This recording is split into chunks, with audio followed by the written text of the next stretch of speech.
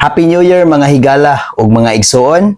Verse of the day ta mga igsoon, makita sa Salmo 143 versikulo 10, nagingon, Ikaw ang akong Dios, tudloy ako sa pagtuman sa imong kabubuton. Magmando kanako ang imong espiritu ug tultulan niya ako sa dalan nga layo sa kadaot.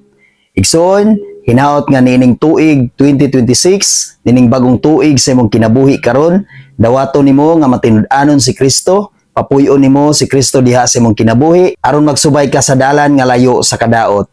Magsubay ka sa dalan nga layo sa kalautan.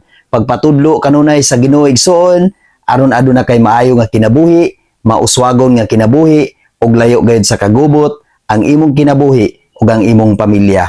Pagpatudlo kanunay sa Ginoo igsoon, pasudla ang iyang espiritu diha sa imong kasing-kasing, diha sa imong kinabuhi aron masayod ka sa pagtuman sa kabubuton sa Dios. Kung unsay purpose niya sa imong kinabuhi, nganong gihatagan kaniya karon og kinabuhi ining tuig 2026 atong ipagamit ang atong mga kinabuhi ngadto sa Ginoo ug dili gid nato kinisayangan sa mga kalibutanon lamang nga buhat dinhi sa kalibutan. God bless sa tanan ug Happy New Year.